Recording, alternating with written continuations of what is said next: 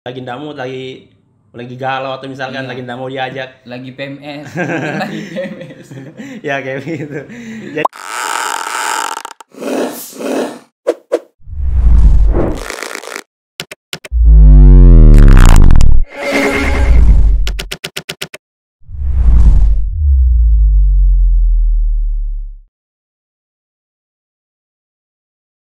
Bismillahirrahmanirrahim. Assalamualaikum warahmatullahi wabarakatuh. Waalaikumsalam. Selamat datang kembali di channel Kolaka Muslim Center. Ya, alhamdulillah kembali lagi bersama saya Rafli dan Saya Sakir. ya di majelis Matbah Coffee. Coffee. Ya.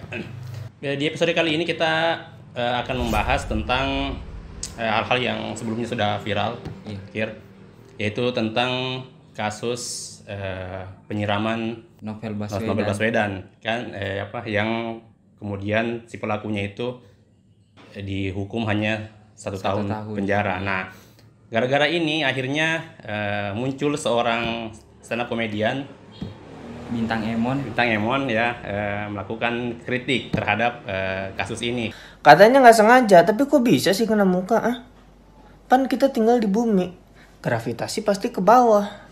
Nyirem badan nggak mungkin meleset ke muka. Kemudian gara-gara kritiknya itu akhirnya beliau diserang oleh buzzer-buzzer Iya. yang tidak bertanggung jawab sampai beliau dituduh kasus narkoba. Narkoba. Nah, dan gara-gara ini juga akhirnya banyak muncul statement tentang bahwasannya hukum dibercandai, bercanda diseriusi. Nah, kan kalau Bintang Emon kan dia dengan gaya stand up-nya, dengan gaya leluconnya menyampaikan kritiknya itu. Kemudian juga ada berita kemarin orang yang memposting sebuah guyonan dari guyonannya Gus Dur masalah polisi jujur itu kemarin. Iya, polisi. Nah, si orang ini akhirnya juga Soroti. diproses juga di Polres setempatnya. Dan kemudian jadi ada pertikaian antara Kapolda sama Kapolresnya. Maksudnya Kapolda mengatakan ini terlalu terlalu berlebihan kalau si orang ini ditangkap gara-gara guyonan itu. Saya merasa sangat menyesal dan bersalah serta berjanji tidak akan mengulangi lagi perbuatan tersebut.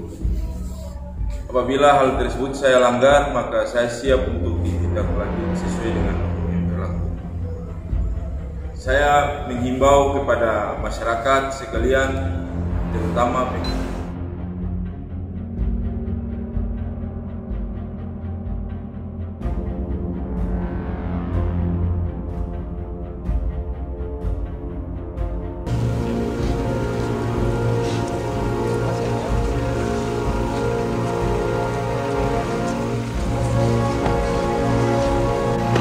yang ditayangkan oleh Mas Ismail Ahmad itu bukan masalah dan bukan masuk kategori yang perlu diatensi oleh kepolisian.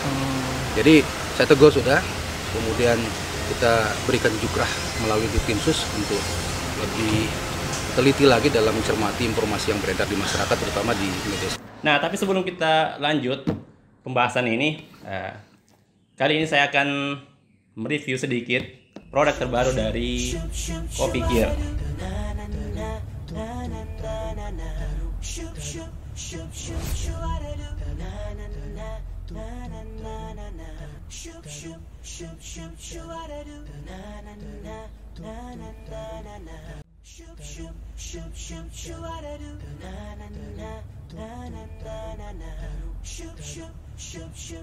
Di sini ada produk baru yaitu Affogato Coffee. kopi dengan Yang ini Affogato yang berbahan es krim vanilla. Yang ini Affogato Coffee berbahan dasar es krim green tea. green tea. Iya. Bisa dijelaskan dulu sedikit ini.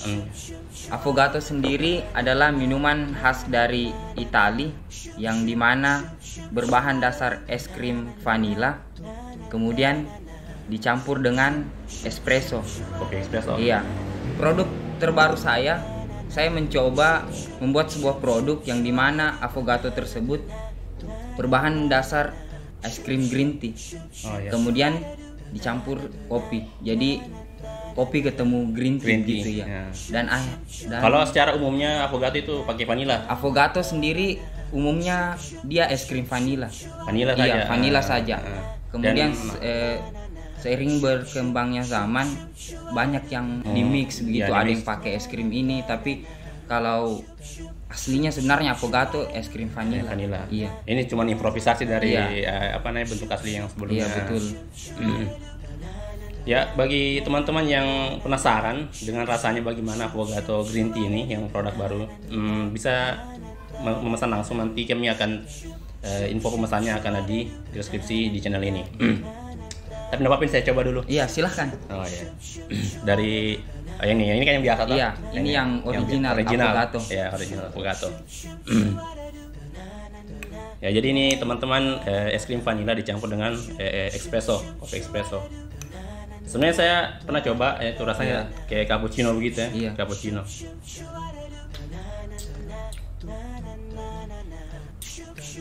Ya, mantap, smooth. Nah, ini yang original. Nah, ini yang green tea. Nah, yang green tea. Yang ini produk terbaru dari Coffee Cure. Jadi beliau ini bereksperimen. Masya Allah. Saya coba.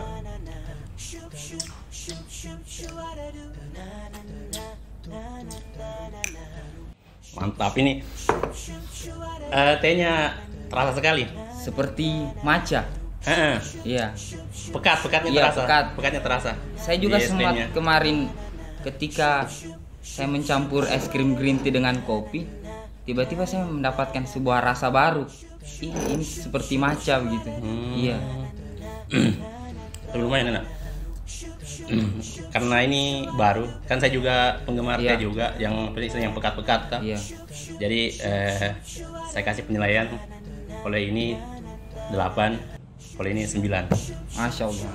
Syukron. Ya, mungkin karena mungkin karena ini saya pernah coba ya. Iya. Jadi sudah tidak asing lagi rasanya, maka ya ini yang yang masih baru saya coba, dan Masya Allah rasanya itu pekatnya terasa, kopinya juga terasa. Pokoknya tidak saling tindih satu sama lain. Maksudnya Iya, betul. lengkap semua, mulai dari pahit kopinya, mulai dari green tea-nya itu terasa semua. Jadi Kalau yang mau belajar minum kopi, iya. iya bagusnya yang begini-begini, menu-menu kayak begini dulu. Oh iya, jadi teman-teman yang baru mau mencoba untuk Iya, belajar minum kopi. belajar minum Iya. kopi, mungkin tidak langsung secara Iya, tidak. kopinya langsung, Iya. tapi bisa dicampur dengan es krim seperti ini, es krim green tea atau es krim vanilla. Ya, jadi teman-teman sekali lagi yang mau pesannya, nanti kami akan taruh di deskripsi info pemesanannya. Dan ini bisa dipesan melalui Coffee Cure juga, di Matba Coffee juga ya. Iya, bisa. Oke, kita akan lanjut ke pembahasan lagi. Ya, bagaimana menurutnya Antum Kir tentang kasusnya ini, Novel Baswedan? Masalah hukumannya. Iya, Pak. Masalah kan orang banyak menganggap bahwasanya ini bercanda, ini maksudnya Iya. masa bagaimana? Sebenarnya kalau mau dilihat oknum yang menyiram ini sebenarnya dia sebenarnya tidak ditangkap, sebenarnya mau dibebaskan sebenarnya. Iya. Karena sampai saat ini oknum tersebut dia masih belum dipecat. Oh, begitu. Iya, belum dipecat. Tapi ya begitulah hukum di Indonesia, dia seperti sebuah pisau gitu. Iya. Tajam ke bawah, tumpul ke atas. Iya. Bahkan ini banyak hal-hal yang terbaliknya, maksudnya Iya. kayak seolah-olah kita ini hukum itu kayak jadi main-mainan gitu, Iya, seolah kayak betul. main-mainan, tapi justru yang lawakan ini, yang candaan-candaan ini justru banyak yang diseriusi. Iya. Tapi kalau ini kan kita fokus coba bahas masalah dulu, masalah bercanda ini. Iya, bercanda. Bercanda. Menurutnya Antum sejauh apa orang itu bercanda? Maksudnya kan kadang-kadang kita dapati ada orang yang baper atau tidak tahu kalau kita ini lagi bercanda sebenarnya. Ada Iya, juga betul. orang yang memang gampang diajak bercanda. Antum bagaimana menurut pengalamannya Antum? Kalau menurut saya pribadi, saya juga orangnya suka bercanda. Suka bercanda. Iya, suka bercanda, tapi ada memang orang-orang yang dia itu tidak gampang untuk dibercandai apa segala macam. Dulu saya waktu SMA di Jakarta, lingkungan saya itu semua itu orangnya bercanda. Orang yang suka bercanda. Iya, sampai kita mengeluarkan kata-kata binatang pun Mereka anggap bercanda mereka itu. masih anggap bercanda. Akhirnya saya yang dari Sulawesi, kita tahu kan Sulawesi orangnya masih kaku begitu, kurang apalagi dengar kata-kata, maksudnya kata-kata binatang apa. Jadi kadang kita dulu itu dipanggil pakai bahasa binatang pun kita masih anggap bercanda. Iya, dan itu sudah menjadi lingkungan begitu. Kebiasaan. Iya, kebiasaan. Bercanda memang boleh kalau sewajarnya lah, maksudnya berlebihan juga ndak bagus. Kalau tidak bercanda juga kurang bagus. Kurang bagus juga. Jadi soalnya begini, kalau kita juga tidak bercanda, takutnya kita di suatu tongkrongan terus kita orangnya, wih ini jangkauan itu, ndak bisa sekali bercanda. Pasti kita maksudnya jadi dikucilkan juga. Masalahnya, oh kurang jauh mainnya. Dikasih begitu, wah jangan kurang jauh mainmu bro. Kenapa ndak bisa bercanda begitu? Akhirnya kita juga kurang asik begitu, maksudnya jiwa sosialnya begini apa segala macam. Tapi kalau berlebihan juga itu bisa juga jadi bumerang bagi kita sebenarnya. Jadi jadi kalau saya lihat tadi intinya dalam bercanda itu kita harus tahu posisinya kita di mana dan kepada siapa kita bercanda dan sejauh apa tingkatan bercanda kepada orang lain, karena kita harus berarti di sini lebih ke memahami karakter orang lain. Iya betul. Kita kenali dulu karakter teman-teman sebelum kita lontarkan candaan-candaan itu. Atau tidak kita posisikan, belajar kita posisikan dulu ke dirinya ini orang. Oh kira-kira kalau saya dikasih begini bagaimana? Iya, apalagi kalau bercandanya masuk ke fisik apa segala macam. Yang ada juga orang yang bisa jadi bercanda fisiknya. Kadang tapi kita nggak tahu memang isi hatinya. Cuman dia ndak sampai kayak bilang dia mau apa istilahnya? Ndak aja bicara begitu kayak putus hubungan dan sampai segitu dia. Bercanda juga memang asik, maksudnya selingan begitu kayak intermezzo apa segala macam, selama itu tidak menyimpan dusta. Antum ada nggak pengalamannya antum dibercandai terus antum kayak merasa kayak nggak pantas ini saya dibercandai seperti ini, nggak cocok kayaknya kayak begitu? Ada kadang kalau saya juga contohnya dalam bercanda dalam hal apa kira-kira? Kalau maksudnya dia bercanda dia sudah mulai menyerang fisik. Oh begitu. Iya, di situ kadang mungkin begini, orang mungkin sering dibercandai karena dia juga sering dibercandai begitu. Akhirnya orang berpikir kalau orang ini sering dibercandai, oh berarti dia gampang maksudnya karena saking asiknya ini orang, ada orang yang memperlakukan dia terlalu asik, akhirnya berlebih-lebihan. Yang tadinya orang ini awalnya biasa cuman karena dibercandai terus akhirnya dia emosi. Tapi salahnya orang yang suka bercanda juga sebenarnya, karena kalau orang juga keseringan bercanda wibawanya hilang. Wibawanya hilang, akhirnya keluar dari porsi lah. Keluar dari porsi. Jadi proporsional saja begitu. Kadang kita juga tidak mau bercanda, takutnya kita dibilang oh kurang asik, oh mainnya kurang jauh ini anak, oh baperan. Biasa kadang juga tergantung dari mood. Ada orang yang hari ini memang asik diajak bercanda, tapi bisa jadi besok mungkin lagi ndamut, lagi galau atau misalkan lagi ndak mau diajak, lagi PMS. Kayak gitu. Jadi pokoknya gini lah. Berarti itu Bang, kembali lagi kita berusaha untuk memahami kondisi, situasi dan mengenali orang-orang yang apalagi kalau misalnya begini, teman lagi ngomong serius apa segala macam, tiba-tiba dibercandai, itu bahaya. Kalau saya sebenarnya ketika ada teman terus dia sudah mulai serius, kita sebaiknya di situ jadi pendengar yang baik saja. Kalau dia lagi ngomong serius. Apalagi kalau tiba-tiba dibercandai, kadang emosi suka itu, maksudnya dia bilang, saya lagi serius, biasanya aku bercanda gitu. Sebenarnya dalam Islam sendiri itu bercanda itu dan menurut para asatis juga atau yang kita dengar itu dibolehkan. Dibolehkan kita dalam bercanda itu, tapi memang ada adab-adabnya kita dalam bercanda. Misalnya Rasulullah pernah bercandai orang tua, nenek-nenek yang mengatakan bahwasanya tidak ada nenek yang masuk surga. Sampai si nenek itu menangis, kemudian Rasulullah mengatakan bahwasanya di surga itu tidak ada orang tua, tapi yang nenek itu akan kembali muda. Jadi Rasulullah juga mengatakan dalam sebuah riwayat, saya bercanda tapi saya berkata benar. Itu jadi poinnya situ, bercanda tapi dia tidak tidak berbohong, tidak berdusta dengan candaannya ya. Nah ini yang banyak biasa terjebak kayaknya kita berusaha untuk membuat orang lain tertawa, untuk membuat suasana cair, tapi kita juga kadang tidak memilah-milah apakah ini yang saya sampaikan betul atau tidak. Saking asiknya karena memang kan biasa ada ada anekdot begitu, cerita-cerita fiksi itu. Iya. Apalagi kalau sudah menyerang fisik, ras, agama, apa segala macam. Itu susah untuk ditoleransi, apalagi kan bercanda kayak sebuah pilihan terkejam begitu. Ini ada sebuah hati yang kita ingin senangkan supaya dia tertawa, tapi takutnya dia malah kecewa begitu, sakit hati.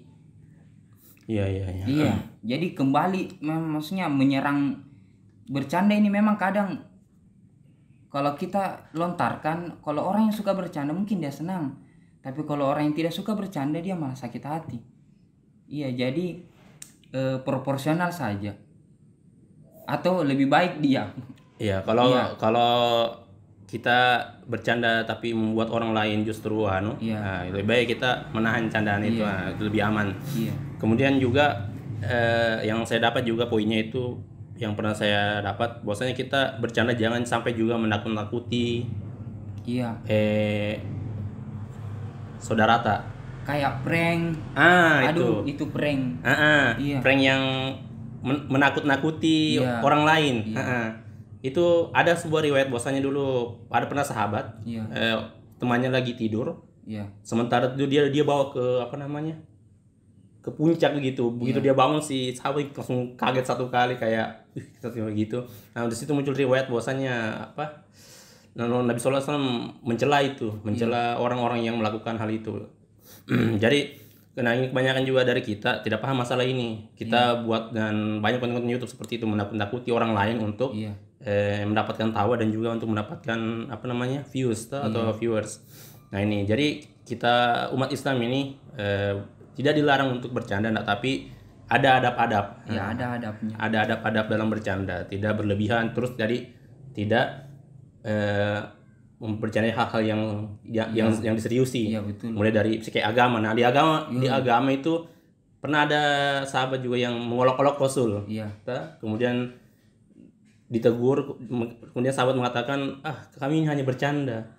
Maksudnya bercanda dalam hal agama. Maka terus mengatakan bahwasanya sesungguhnya engkau kafir setelah beriman karena engkau mengolok-olok, istilahnya engkau mengolok-olok agama. Nah ini biasa banyak yang terjatuh kita di banyak mohon maaf ini mungkin ada profesinya pelawak ya. Pelawak biasa mungkin karena saking asiknya, saking euforia dalam hal ketawa itu tidak dikontrol, akhirnya agama pun jadi bahan tertawaan, olok-olokan. Jadi itu boleh kita bercanda tapi sewajarnya. Jangan sampai juga tertawa terbahak-bahak juga, itu kan bagus mengeraskan hati. Atau ada peristiwa lucu mungkin dulu antum sempat bercanda bagaimana? Kalau saya sebenarnya bebas, maksudnya dibercandai apa segala macam. Saya juga dulu orang yang sebenarnya suka bercanda apa segala macam. Tapi karena kalau kita juga keseringan bercanda, yang saya rasakan sebenarnya wibawa. Wibawa. Iya, kadang maksudnya wibawa tak turun begitu kalau bercanda apa segala macam. Terkadang ada suatu momen saya juga minta untuk dihargai begitu apa segala macam. Cuman karena mungkin saya keseringan bercanda, akhirnya orang menganggap santai aja dia, biar dikasih bikin apa segala macam. Di situ kadang saya muhasabah diri, maksudnya selama ini saya suka bercanda, saya suka ketawa, tapi impactnya juga ke diri kita sendiri, maksudnya wibawa tak hilang karena kita sering ketawa apa segala macam. Akhirnya kayak bukan sebenarnya dikucilkan, tapi kayak asik sebenarnya, tapi ada momen-momen yang dimana saya juga minta untuk perlakukan saya sebagaimana sebagaimana wibawaku begitu. Jangan kau anggap kita remeh. Jangan anggap remeh. Kita juga kalau kalian juga tidak ingin dianggap remeh atau maksudnya bermudah-mudahan dalam hal itu. Nah, kita jangan sampai aneh juga. Jadi maksudnya proporsional saja begitu. Sesuai dengan porsinya. Tapi memang zaman-zaman sekarang itu memang lagi marak-maraknya memang orang bercanda. Banyak aplikasi dibikin untuk memang bercanda kayak TikTok. Iya, mereka kadang masuk kelas sholat yang tadinya ada pikir ini sebuah mengundang ketawa tapi bablas ya, malah dia mempermainkan agama. Iya, mempermainkan agama, dan kita nggak tahu penilaian orang bagaimana begitu. Iya. Dan memang banyak memanfaatkan itu untuk sekedar untuk viral memang. Iya, betul. Hal-hal yang sensitif. Iya, betul. Sensitif untuk jadi bagi teman-teman ya, maksudnya untuk semua kita ini ya, maksudnya kita harusnya sebagai umat Islam, sebagai umat yang beragama.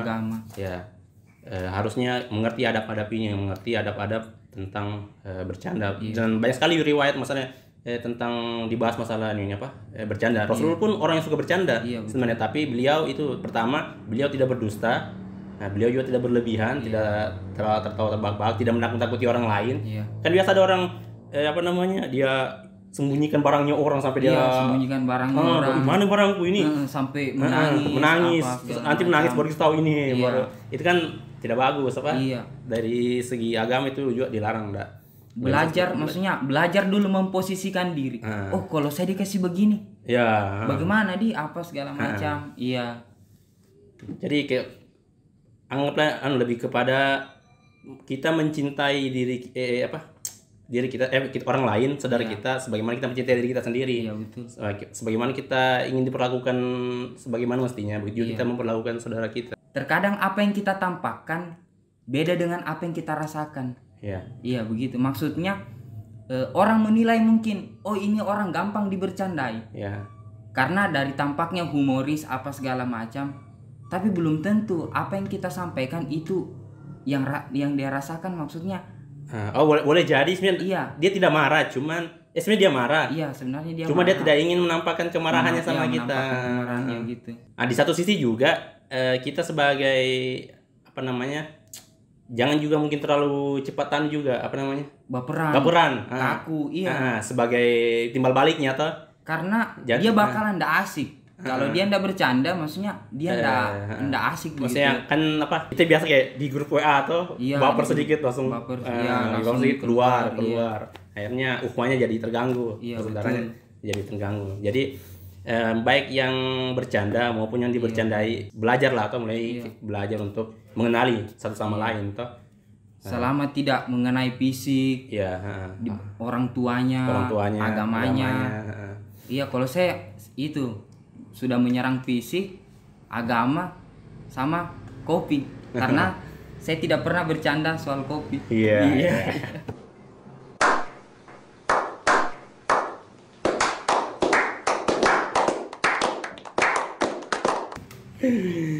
Oke, mungkin segitu dulu perbincangan kita hari ini ya. Semoga bermanfaat apa yang kita sampaikan.